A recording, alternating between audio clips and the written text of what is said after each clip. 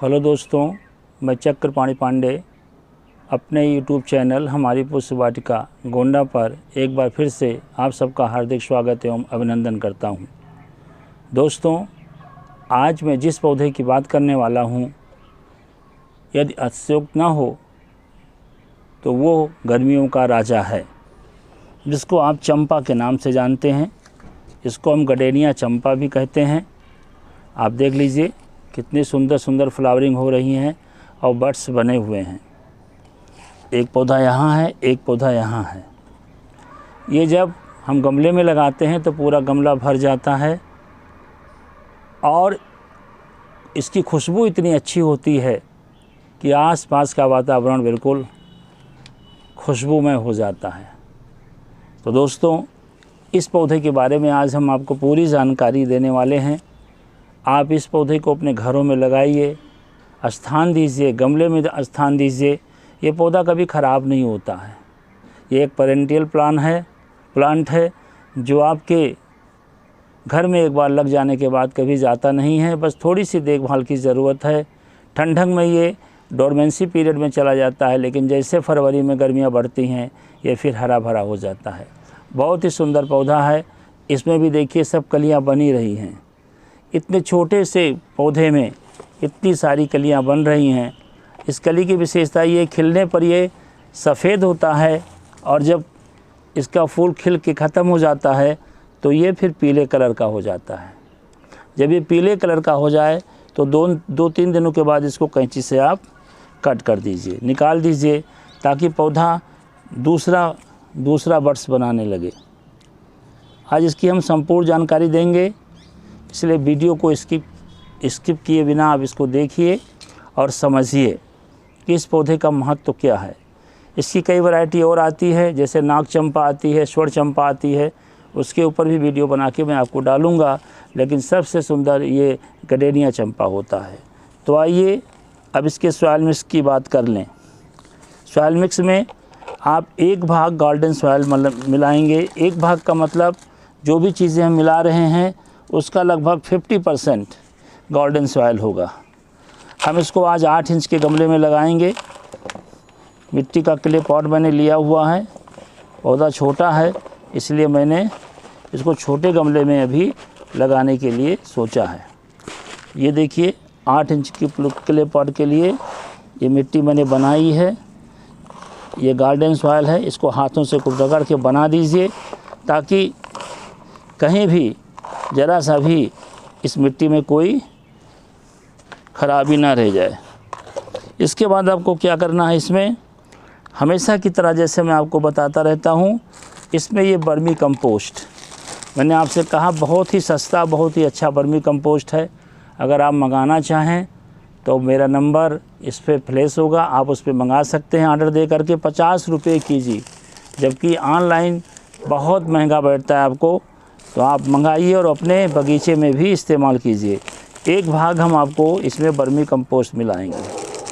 ये न्यूट्रिशन से भरपूर होता है और पौधे को बहुत सारे न्यूट्रिशन प्रदान करता है। 1 भाग हमारा ये हो गया और 1 भाग हम मिलाएंगे इसमें राइस हस्क।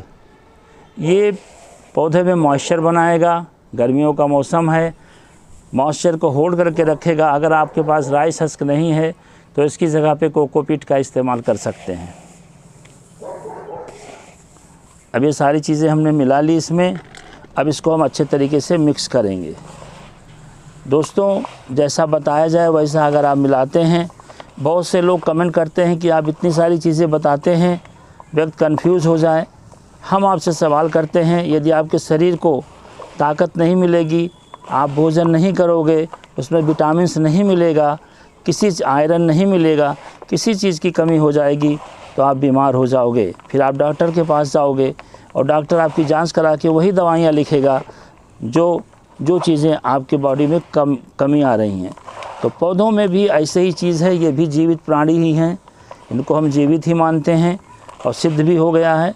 तो इसलिए पौधों में वो सारी चीज़ों को आपको समय समय पर देना पड़ेगा, तब भी आपका गार्डन का बगीचा महकेगा। माली के ऊपर डिपेंड रहेंगे तो आप कुछ नहीं कर पाएंगे। समय समय पर आप स्वयं पौधों के पास जाइए, स्पर्श कीजिए और स्पर्श करने मात्र से ही ये पौधे आपको पहचान जान जाते हैं, इनकी दृष्टि भी होती है। तो ये मैंने इतना मिला लिया। अब इसमें क्या मिलाना है, अब इसमें हम मिलाएंगे बोन मील। रिच फास्फोरस है ये, और ये सारी चीज़ें जो बोन मील हम आपको मिला के दिखा रहे हैं, ये टोटल बायो फर्टिलाइज़र है। बोन मील हम 2 चम्मच मिलाएंगे इसमें। ये आपको ऑनलाइन मंगाना पड़ेगा, नहीं तो मेरे पास भी है, आपको मिल जाएगा। आप मेरे यहाँ से बोन मील खरीदना चाहेंगे तो वो 100 रुपये किलो पड़ेगा, और आप जब बाहर से मंगाते हैं तो काफ़ी कास्टली होता है। इसके बाद इसमें हम मिलाएंगे नीम खली। नीम खली का कार्य क्या है, हर वीडियो में मैं बताता रहता हूँ कि नीम खली का कार्य क्या है। फंगस से बचाना, पौधे के जड़ को किसी भी बीमारी हो तो उससे बचाना। तो 2 चम्मच हम इसका भी ले लेंगे, 3 चम्मच ले लें। ये कोई नुकसान करने वाली चीज़ नहीं है, ये पौधों को लाभ ही लाभ देगी। और अंत में हम मिलाएंगे हॉर्न मील। ये हॉर्न मील आज पहली बार आप देख रहे होंगे। इसमें भी कैल्शियम होता है जो पौधों के लिए बहुत ज़रूरी होता है। ये आप हॉर्न मील भी ऑनलाइन परचेज़ कर सकते हैं। इसको मैं नहीं बेचता हूँ और ना मेरे पास ये है। तो अब हमारा ये टोटल मटेरियल तैयार है, लेकिन इसको मिलाने से पहले इसमें हम साफ फंगिसाइड भी मिलाएंगे। साफ फंगिसाइड का काम होता है कि पौधों में किसी प्रकार का फंगस हो तो उसे दूर करे। ये आधा चम्मच है। अब मिला दिया। अब आप इसको कायदे से सेप करके इसको मिलाइए खूब अच्छे तरीके से एक बार फिर से। अब आप कहीं तो इतनी सारी चीज़ें बताते हैं, इतने सारी चीज़ें अगर हम ना बताएं और आपकी फ्लावरिंग अच्छे तरीके से नहीं हुई तो आप मेरा वीडियो देखना बंद कर दोगे। आप कैसे जानोगे क्या चीज़ें हैं। रिसर्च करता हूँ, बताता हूँ, पढ़ता हूँ, लिखता हूँ, तब आपके लिए वीडियो लेके आता हूँ। तो इसलिए वीडियो को आप समझिए। अब दोस्तों इसमें से हम कोई एक प्लांट चुनेंगे, लगाएंगे, चाहे ये लगाएं चाहे ये लगाएं, दोनों एक ही चीज़ है। इसमें डबल ब्रांच है तो हम आज इसी को चुनेंगे आपको दिखाने के लिए। इसको अभी रख देंगे और अब हम गमले को लेंगे। ये 8 इंच का क्ले पॉट का गमला है जिसको मैंने कलर किया हुआ है। मिट्टी का गमला अच्छा होता है, लेकिन मिट्टी का गमला महंगा भी मिलता है, टूटने का डर रहता है।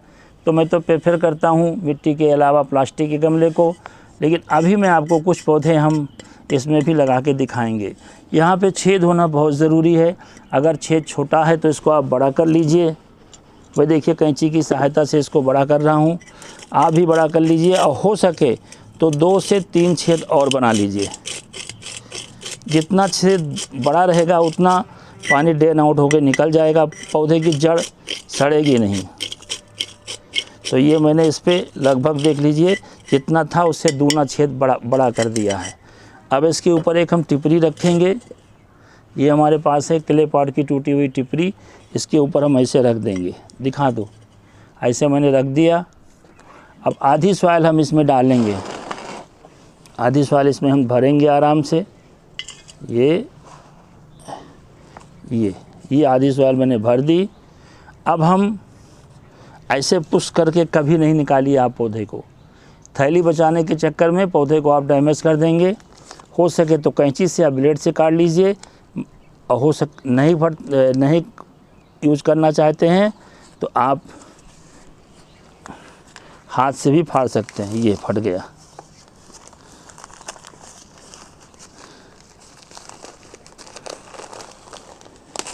ये देखिए जड़ें इसकी निकल रही थी, लेकिन उसको जगह नहीं मिल रही थी ग्रोथ करने की। तो थोड़ी थोड़ी मिट्टी इसकी हम यहाँ से हटाएंगे, थोड़ी थोड़ी मिट्टी हटा देंगे हाथों से अपने। जब पौधा आप स्वयं लगाते हैं, माली का इंतज़ार नहीं करते हैं, माली को सिर्फ साफ़ सफाई के लिए रखिए। पौधा आप अपने हाथों से लगाइए। इससे 2 फ़ायदा होगा, आप सीख जाएंगे कि किन किन चीज़ों की ज़रूरत पड़ती है। जो लोग कमेंट करते हैं कि इतनी सारी बातें सुन करके हम तो पागल हो जाएंगे, तब आपको एहसास होगा नहीं, इन सारी चीज़ों को हमें लगाना चाहिए। दूसरे के यहाँ जब पौधा खिला हुआ देखते हैं, अपने यहाँ वही पौधा मुरझाया देखते हैं, तब आपको भी कष्ट होता है। अगर आप नेचर लवर हैं तो, नहीं तो कोई बात नहीं, आप देखिए, छोड़ दीजिए जो चाहिए। अब इसको हम बीच में बैठा देंगे। देखिए बीच में मैंने बैठा दिया इसको। ऊपर से थोड़ी मिट्टी और हटा देंगे। 1 महीने के अंदर इस पौधे का जो ग्रोथ है वो बदल जाएगा पूरी तरीके से। चारों तरफ मिट्टी भरेंगे हम, आराम आराम से मिट्टी भरिए और थोड़ी ऊपर की जगह खाली रखेंगे हम। वो इसलिए क्योंकि जब हम पानी देंगे तो पानी इसके चारों तरफ फैल जाए। देखते रहेंगे आप। ये मैंने इतना कर दिया। कितना समय लगा इस पौधे को लगाते हुए? मुश्किल से 10 मिनट। सारे काम किए हमने, लगाया। संडे के दिन, छुट्टी के दिन यदि आप सर्विस करते हैं तो लगाइए, और एक ही काम कीजिए, उस दिन केवल घर का सामान लेके आइए और पौधे लगाइए। अब ये देखिए पूरा भरा हुआ है, इसलिए पानी गिर रहा है। तो मैं इसको थोड़ा सा रोकूंगा, बराबर धरती पर नहीं है ये। अब फिर से पानी डालूंगा। पानी इतना भर दीजिए आप कि नीचे तक पानी बिल्कुल जड़ तक पहुंच जाए। अभी ये सूखेगा तो फिर पानी डाल दूंगा। दोस्तों, गर्मियों में इसे 2 बार पानी दीजिए, और अभी लगाने के बाद किसी सेमी शेड एरिया में 3 से 4 दिनों तक रख दीजिए। फिर इसको डायरेक्ट धूप में रखिए। इसको 6 से 7 घंटे धूप चाहिए डायरेक्ट, और जब तक इसको धूप नहीं मिलेगी तब तक ये खिलेगा नहीं। इसका फूल बिल्कुल कमल के जैसा होता है, इसलिए कुछ लोग इसको अस्थल कमल के नाम से भी पुकारते हैं। अब इसमें कौन कौन से फर्टिलाइज़र चाहिए, क्या क्या फर्टिलाइज़र हमें देना है, कौन कौन सी खाद हमें देनी है, वीडियो लंबा होने के कारण आज इसका एक भाग में बताऊंगा। कल मैं आपको इसके फर्टिलाइज़र के बारे में बताऊंगा कि इसमें कौन कौन सी खाद हमें देनी चाहिए। दोस्तों, यदि आज का वीडियो आपको अच्छा लगा हो तो इसे लाइक कीजिए, शेयर कीजिए, और मेरे चैनल पर नए आए हैं तो आप मेरे चैनल को सब्सक्राइब कर लीजिए, ताकि कोई भी वीडियो जैसे मैं डालूं उसका नोटिफिकेशन आप तक पहुंच जाए। आपने मेरा चैनल देखा, पौधे के बारे में जानकारी प्राप्त की, इसके लिए आपको बहुत बहुत धन्यवाद। आपका दिन शुभ हो।